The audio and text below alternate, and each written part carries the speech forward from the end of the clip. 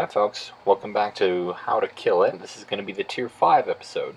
I've got 9 tanks to show you today. Some are normal tech tree tanks, some are rare premiums.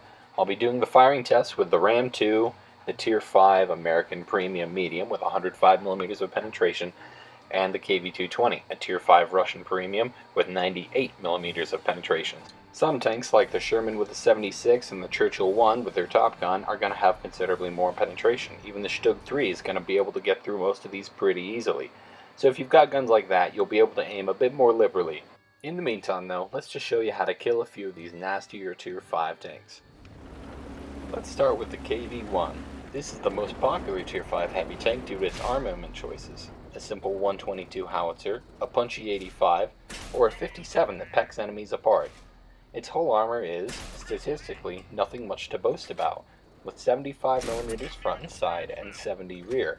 Its brother, the KV-1S, has the same frontal armor, but 60mm side and rear. Its stock turret has an armor profile of 90-70-70 and can be identified by its squared-off, boxy shape. The upgraded turret, as seen on this player, is more of a rounded design, and is no less than 110mm thick all around, making it hard for German 75 and British 6-pounder guns to penetrate. As I'll show you right here, you're not going to want to shoot at a KV-1 that's angled about 45 degrees. A 45-degree angle has a 40% effective boost to all armor thickness, which means that the side armor is pretty much going to go up to 105mm effective. With a couple exceptions, all 75, 76mm, and 6-pounder guns can penetrate a KV-1's side armor with a flat shot.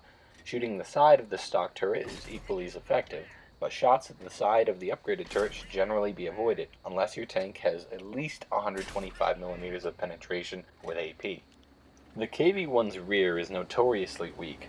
With easily damaged fuel tanks, and an engine with a high chance of fire, a good ambush on a KV-1 can set him ablaze and reduce his mobility. With their poor maneuverability, this is an ideal place from which to attack a KV-1. Now let's move on and talk about a similar tank to the KV-1, the KV-220. The KV-220 is a Tier 5 premium tank and in many ways is identical to the fully stock KV-1. It's also widely considered one of the most overpowered tanks in the game. How can a stock KV-1 be overpowered? Well, it's because its engine is 30% more powerful and its hull armor is an absurd 100mm front and side and 80mm rear. It does have a small selection of frontal weak spots though. The driver's viewport and machine gun port are noticeably thinner than the surrounding armor, and the turret face is even softer, providing you can manage to hit it and not the large gun mallet.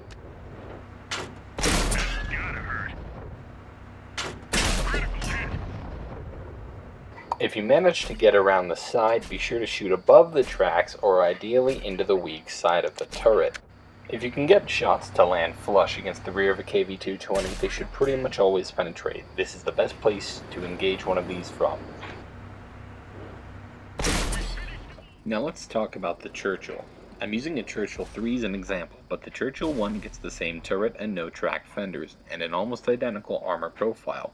On the subject of armor, these tanks have surprisingly weak frontal armor. The only area of the front of the hull that reaches the supposed thickness of over 170mm is a patch towards the port side of the upper plate. Everywhere else is thin. The Churchill series of tanks have a notorious weak spot that I'm going to show you here.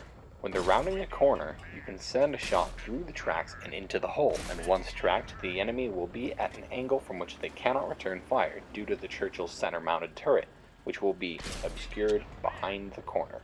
A common design element of British heavies is that the tracks will cover most of the relatively thin side armor. They'll act as a good layer of spaced armor, but they still won't improve the mediocre thickness of these tanks' weak side armor very much.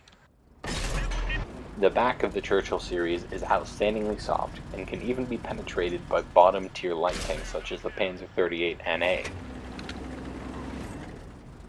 So here we have the Excelsior. It's a quick, if poorly armed, heavy tank. It's got a couple of oddities about its armor setup. First off, its frontal armor is 114mm thick without any weak spots, making it highly resistant to fire from lower tier vehicles. The rear of the armor is another strong area, as it's 108mm thick on the hull and 92 on the turret, The turret sides are also 92mm thick, making this a curiously well-armored tank. The side of the hull, though advertised as being only 30mm thick, actually ranges from 55 to 100mm thick without angling due to the large tracks and layer-spaced armor. Fortunately, the thick areas are the exception rather than the rule, so the sides should be your go-to target on enemy Excelsiors.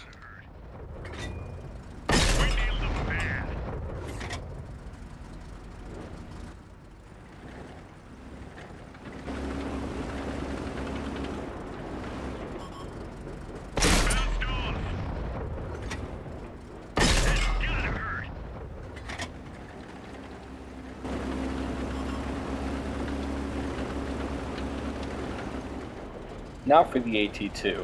When it was released, this tank destroyer was almost completely invincible. Its armor is upwards of 100mm of effective thickness on the front, with 102mm on the side and rear of the casement, save for a couple weak points. From the direct front, the center of the gun mantlet can be penetrated by same-tier mediums and heavies. The cupola atop the casement can also be penetrated, as it's 102mm thick and a fairly large target. The sides of the hull approach 150mm thick behind the tracks, but under 70mm at the engine and engine deck. If you can manage it, this is the best place from which to kill an AT-2. Otherwise, flat shots at the side of the casement or at the cupola are your best bet.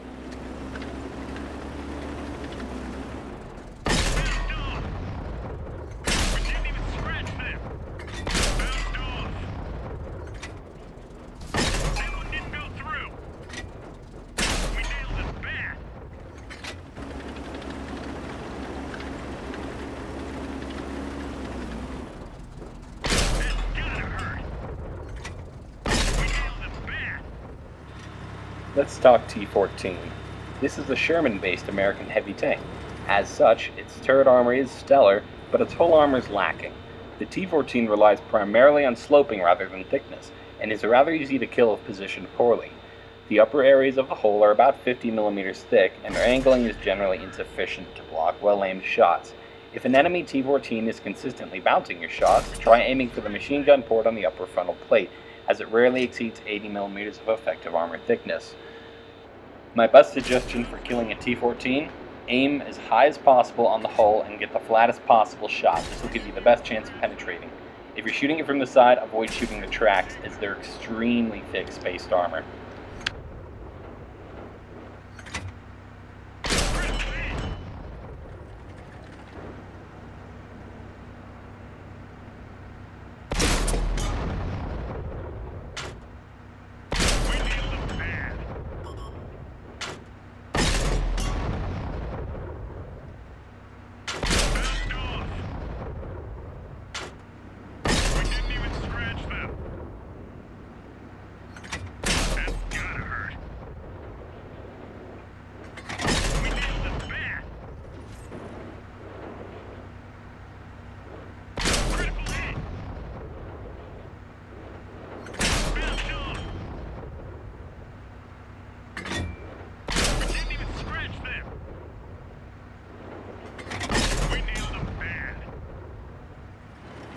Now for the T1 Heavy.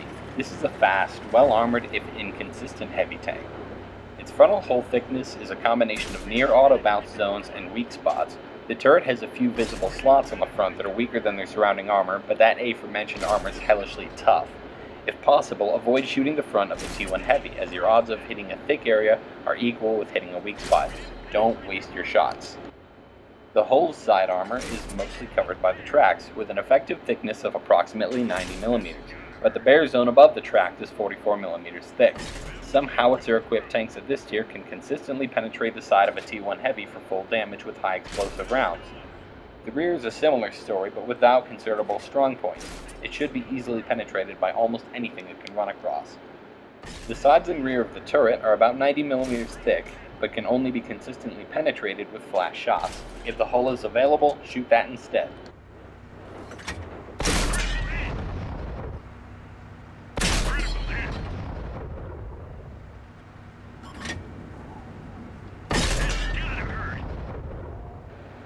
Last but not least is the infamous Panzer V-4. This is essentially a Panther, the Tier 7 German medium, but at Tier 5, with a Panzer IV's top turret and 75mm gun.